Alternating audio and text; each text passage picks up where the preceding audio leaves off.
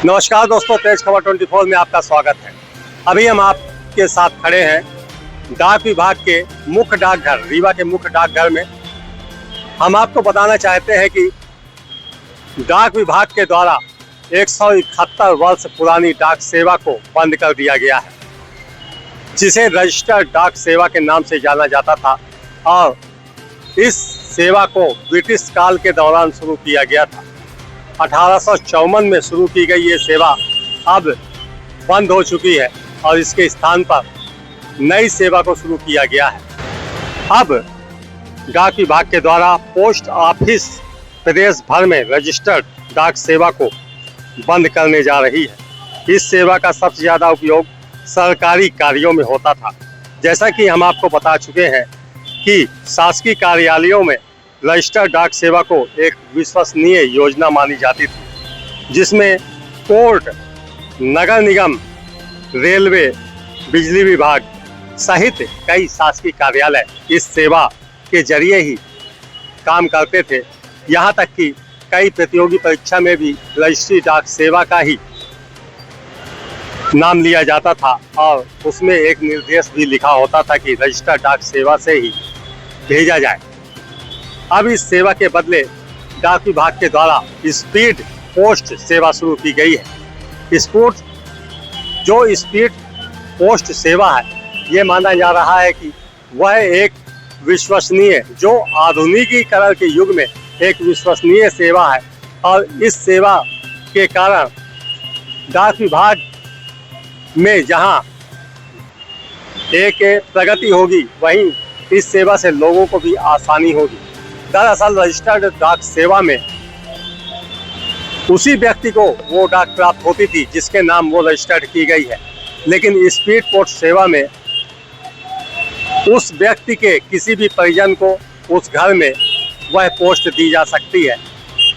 यहाँ के अधिकारियों का ये मानना है कि रजिस्टर्ड डाक सेवा के स्थान पर स्पीड पोस्ट सेवा जो शुरू की गई है, वह एक कारगर योजना होगी और लोगों के लिए एक सुलभ संचार का साधन होगा। आइए हम बात करते हैं यहाँ के मुखिया जो हैं गौतम जी से। सर, ये एक डाक सेवा अभी बंद की गई है, जो रजिस्टर्ड डाक सेवा काफी पुरानी और विश्वसनीय मानी जाती थी, क्या कारण था इसमें? रजिस्टर्ड डाक सेवा डाक विभाग की प्रारंभिक सेवाओं में से एक है। मोटे तौर पे दो प्रकार की सेवाएं थीं डाक के रिस्पेक्ट में। पहली रजिस्टर्ड पंजीकृत और दूसरी साधारण डाक सेवा।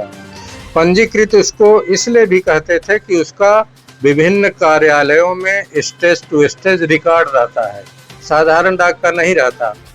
तो भारत सरकार के संचार मंत्रालय ने उसी के समानांतर कुछ दशक पहले स्पीड पोस्ट सेवा की शुरुआत की और स्पीड पोस्ट भी बेहतर ढंग से कार्य कर रहा है। और स्पीड पोस्ट के पहुंचने और वितरण में थोड़ा सा आसानी होती है। इसलिए मैं समझता हूं भारत सरकार ने पंजीकृत सेवा को, जिसे आप रजिस्टर्ड सेवा कह रहे हैं, स्पीड पोस्ट में सम्मिलित करने का निर्णय लिया है और यह 1 सितंबर से होगा, आगामी 1 सितंबर से। सर, इससे क्या परिवर्तन होगा, क्या लाभ होगा? जैसे रजिस्टर्ड डाक सेवा उसी व्यक्ति को दी जाती थी जिसके नाम वो रजिस्टर्ड डाक सेवा होती थी। अब स्पीड पोस्ट सेवा, इसमें दोनों में क्या अंतर? इसमें देखिए, आप बिल्कुल सच कह रहे हैं कि रजिस्टर्ड डाक सेवा व्यक्ति विशेष को ही वितरित होती थी। स्पीड पोस्ट घर के किसी भी सदस्य को, जो डाक वितरण करने पोस्टमैन जाते हैं, भारत सरकार के सम्मानित कर्मचारी होते हैं, तो घर के जिम्मेदार व्यक्ति को ही देते हैं। पर आमतौर पे मेरा एक व्यक्तिगत अनुभव है कि रजिस्टर्ड डाक सेवा व्यक्ति विशेष के न मिलने पर ज़्यादा वापस होती है। इसीलिए भारत सरकार ने निर्णय लिया होगा कि स्पीड पोस्ट में हम इसका सम्मिलन कर दें, जिससे इसका वितरण का प्रतिशत सुधारा जा सके। दूसरी बात, कई सालों से अथवा दशकों से पंजीकृत पत्र का टैरिफ नहीं बढ़ा है।